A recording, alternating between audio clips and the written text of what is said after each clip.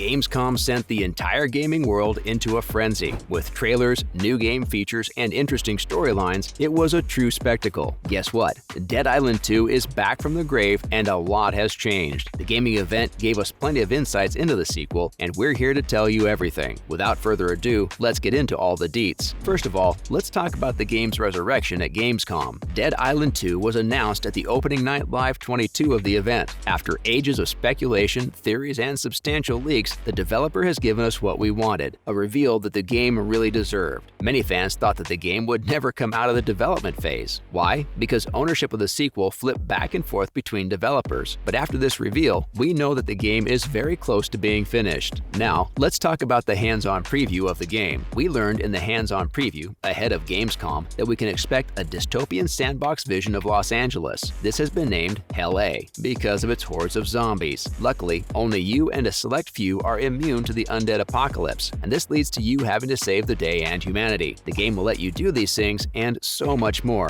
Fans had reason to believe that a major announcement was on the way. This is because an Amazon listing page appeared earlier this month, hinting at the game's content and even the release date. So when is the release date? Dead Island 2 will be released on the 3rd of February next year. This means that the horror action RPG will arrive almost 11 years after its first installment. At that time, the writer said that the game was a bit shaky and it was a unique experiment. The sequel's release date was revealed in 2 trailers as part of Gamescom. The Amazon store page that leaked the announcement listed a release date of 23rd February 2023, but this turned out to be slightly off, as the game is coming out 20 days earlier. Up next, let's talk about Dead Island 2 combat. The game's combat is described as something that builds the most visceral and gory first-person experience. You can expect a number of weapons across 6 playable characters. Each one of them has its own amazing personality and dialogues. There's one thing even better: each character's abilities are fully customizable, and a new skill system will let you respec characters on the same spot as a means of testing the latest builds. Plus, Deep Silver promises that the game has the most advanced dismemberment system. So beware, because this isn't for you if you've got a weak stomach. And what about the Dead Island 2 co-op? The game's co-op sounds cool. The zombie slashing fun can be enjoyed in full single player, but buddying up with 2 or 3 teammates can be fun too. Deep Silver reckons that replayability is guaranteed. This is as teams uncover the game's thrilling pulp story with its twisted universe. As of now, how co-op will be presented in Dead Island remains unclear at this point. Let's see if it'll be available from the get-go, or it'll be integrated into its story mode. What about the development of the game? The game has walked a long path in terms of development. Firstly, Jaeger Development was on the project, and work seemed to have started way back in 2012. This is before the project was announced at E3 2014. The next year, Sumo Development took over the game before it was passed on to the current developers, Dambuster Studios. Dambuster officially took the project into its hands in 2019. It's hard to say how much the game has changed from inception to today, given how scant information has been throughout the development process. We'll obviously get to see more between now and the launch, because we finally have a release date. Now, let's discuss the trailers of the game. Dead Island 2 PC, one of the most highly searched terms among fans, gained a lot of steam following after the leak on the 18th of August. Dead Island 2 was said to be inspired by B-horror films, and the promising trailer certainly seemed to back that up. Finally, it appears that the game is attempting to be a faithful sequel that retains what fans liked about the original Dead Island game while firing everything up to 11. We'll see whether all of this pays off,